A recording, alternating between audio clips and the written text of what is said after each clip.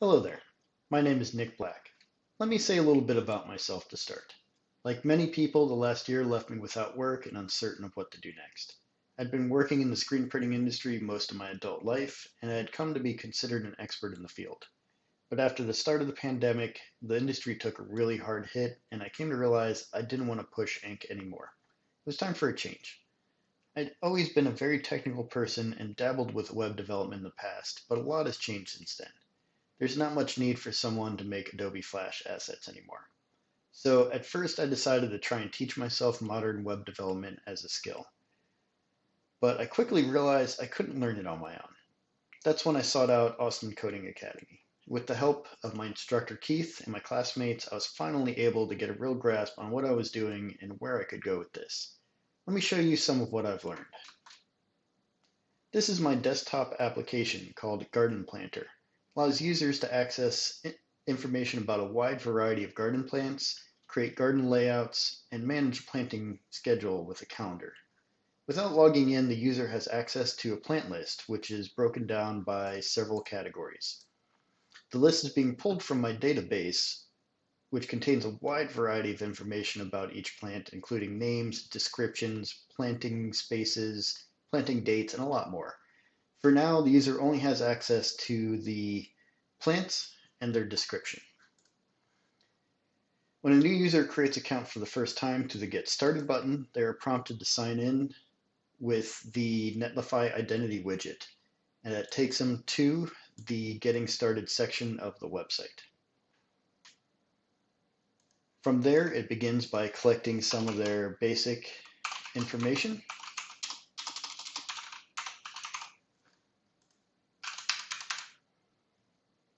And it pushes that up to the database. And then we can move on to creating our first garden space.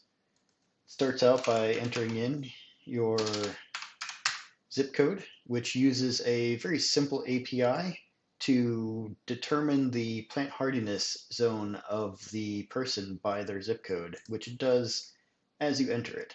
So you can see here, this is now in zone number 8. From there, the user can define the dimensions of their garden space and move on to the next step. Now we can enter in garden planters and garden beds. So we can create round planters, or we can create square and rectangle garden beds.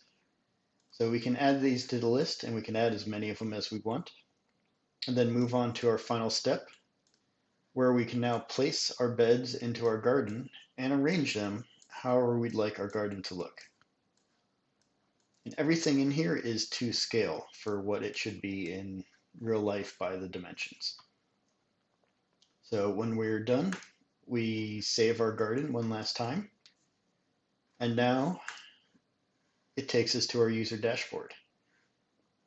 Once they complete their first garden, the user now has access to an updated plant list that includes the ability to select the plants and add them to a list to add to your garden later. You can add plants from this list, you can remove them from over here, and you can add as many as you want, but you can only add one of each kind because you don't need to add more than one.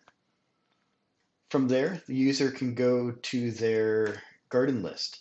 And with this list, you can add more gardens, you can delete the ones you already have, or you can select it and it takes us to our final step here, where we can select our garden beds and begin adding plants to each specific garden bed in our garden. So we can select the ones to add to our list from over here. We can also remove them and come back and change the ones we've already done. So once you have it all set up the way you like, you save your garden beds with the plants in them. And now you're finally able to come to your calendar. This provides you with all of your sowing and transplant dates for all the plants that are in a bed or a planter. There's still some more styling needed here to make it a little more readable, but all the information is here. And lastly, when an existing user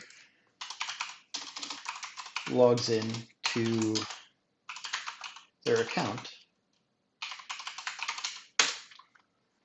it will take them directly to their user dashboard, where this here is my current garden that I have in my backyard. And this is to scale, and this is the exact layout I have it here. And if we come look at my calendar, you can see that I have a lot of planting to get done. So thank you for your time, and I hope to grow something delicious.